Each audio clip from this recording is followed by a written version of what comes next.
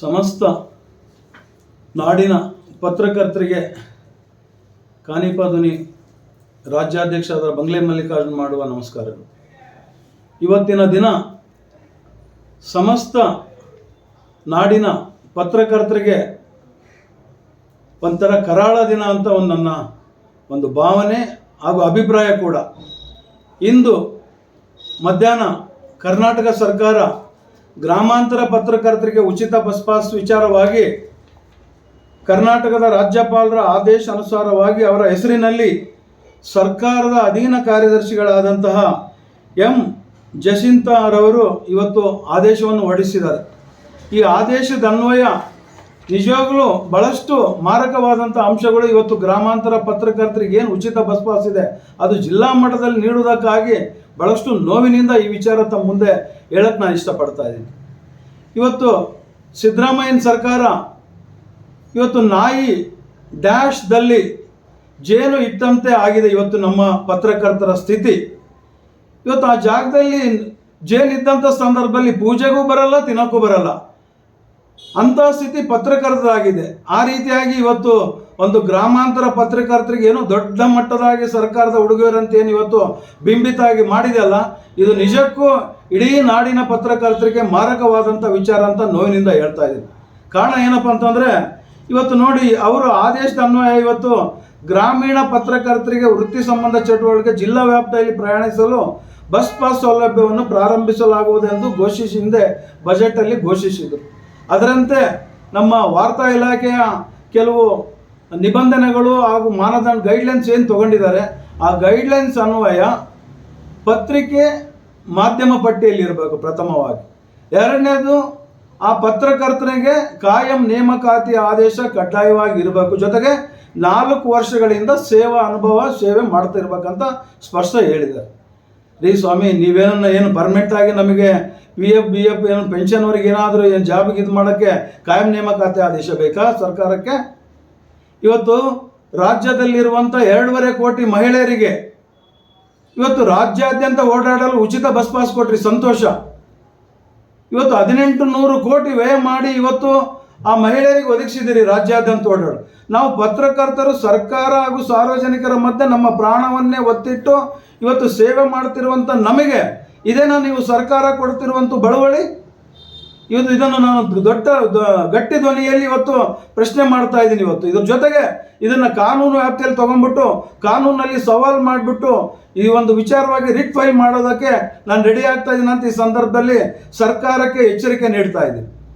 ಏನ್ರಿ, ಇವತ್ತು ಯಾವ ಸಂಪಾದಕರು, ಯಾವ ಪತ್ರಿಕೆ ಸಂಪಾದಕರು ಯಾರಿಗೆ ಕಾಯಂ ನೇಮಕಾತಿ ಆದೇಶ ಕೊಡೋಕ್ಕೆ ಸಾಧ್ಯ ರೀ?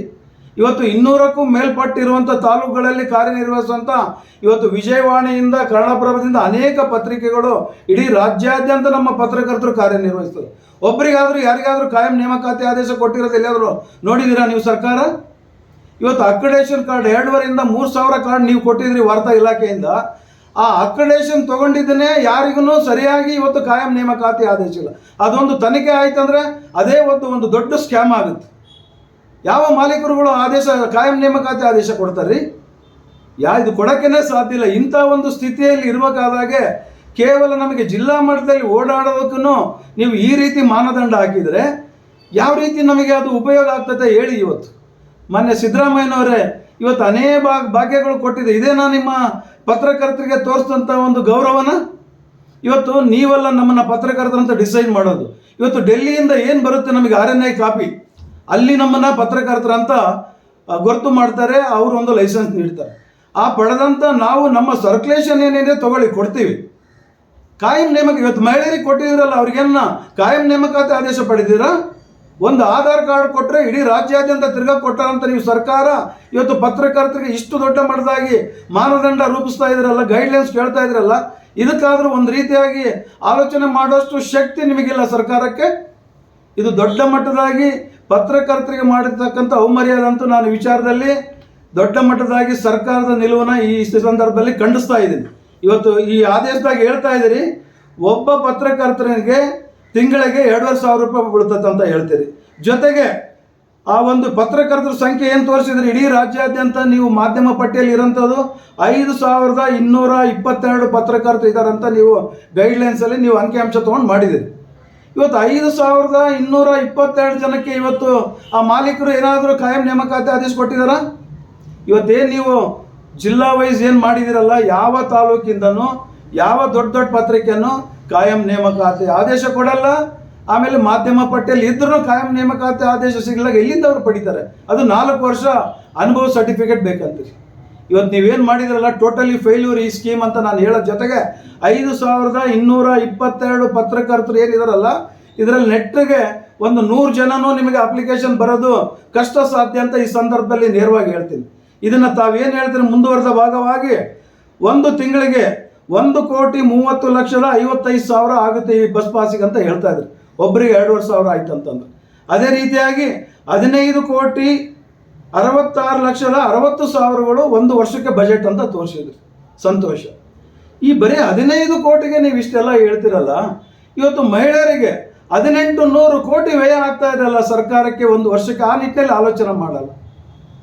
ಅವ್ರಿಗೇನಾದರೂ ಕಾಯಂ ನೇಮಕಾತಿ ಆದೇಶ ತೊಗೊಂಡಿದ್ದೀರಾ? ಇವತ್ತು ನಮಗೆ ಕಾಯಂ ನೇಮಕಾತಿ ಆದೇಶಗಳನ್ನ ಹೆಚ್ಚಿನದಾಗಿ ಒಂದು RNI ಕಾಪಿ ಡೆಲ್ಲಿನ registration newspaper of India ಕೊಡಂತ ನಮಗೆ ಲೈಸೆನ್ಸ್ ಏನಿದೆ ಅದು ಮೇನ್. ಅದ್ರ ಜೊತೆಗೆ ನಮ್ಮ ಪತ್ರಿಕೆಗಳು ಬರ್ತಿದಾವ ಇಲ್ಲ ಅಂತ ಸರ್ಕ್ಯುಲೇಷನ್ ಏನಿದೆ ತಗೊಳ್ಳಿ, ಪ್ರಸಾರದ ಸಂಖ್ಯೆ ಜೊತೆಗೆ ನಮ್ಮ ಎಡಿಟರ್ಗಳು ಏನು ನೀಡ್ತಾರಲ್ಲ ಅದು ನಮಗೆ ಮಾನದಂಡ. ಇವನ್ನೆಲ್ಲ ಗಾಳಿಗೆ ತೂರಿ ನೀವೇನೋ ಪತ್ರಕರ್ತರಿಗೆ ಕಿವಿಗೆ ಹೂ ಇಡಕ್ಕೆ ಹೊರಟಿದಾರಲ್ಲ, ಇದು ಬಹಳಷ್ಟು ಅನ್ಯಾಯ ಹಾಗೂ ಹಸಿಂದು ಒಂದು ಅವೈಜ್ಞಾನಿಕ ಅಂತ ಈ ಸಂದರ್ಭದಲ್ಲಿ ನೇರವಾಗಿ ನಾನು ಹೇಳೋ ಜೊತೆಗೆ ನಮ್ಮ ಕಾನಿಪ ಧ್ವನಿಯಿಂದ ದೊಡ್ಡ ಮಟ್ಟದ ಹೋರಾಟಕ್ಕೆ ನಾವು ಇಳಿಬೇಕಾಗ್ತದಂತ ಈ ಮೂಲಕ ಸರ್ಕಾರಕ್ಕೆ ಎಚ್ಚರ ಕೊಡ್ತಾನೆ. ಮತ್ತೊಮ್ಮೆ ಪರಿಶೀಲನೆ ಮಾಡಿ ಗೆಜೆಟ್ ನೋಟಿಫಿಕೇಶನ್ ಹೊಡ್ಸೋಕ್ಕಿಂತ ಮುಂಚೆ ಮತ್ತೊಮ್ಮೆ ಪರಿಶೀಲಿಸಿ ನಾವು ಹೇಳಿದ ರೀತಿಯಲ್ಲಿ ಕೆಲವು ಮಾರ್ಪಾಡು ಹಾಕೊಂಡ್ಬಿಟ್ಟು ಯಾವುದೇ ರೀತಿಯಿಂದ ಕಾಯಂ ನೇಮಕಾತಿ ಆದೇಶ ದಯವಿಟ್ಟು ಬೇಡ. ಮಾಧ್ಯಮ ಪಟ್ಟಿ ಅಂತೂ ಬೇಕೇ ಆಗಿಲ್ಲ. ಯಾಕ್ರಿ ಮಾಧ್ಯಮ ಹಿಂದೆ ಇದೇ ರವಿ ಬೆಳಗೆರೆ ಲಂಕೇಶ್ವರನ್ ಮಾಧ್ಯಮ ಪಟ್ಟಿಯಲ್ಲಿ ಇದ್ರ? ಅವ್ರಿಗೆ ಸಿಕ್ಕಿದ್ದಿಲ್ಲ ಗೌರವ?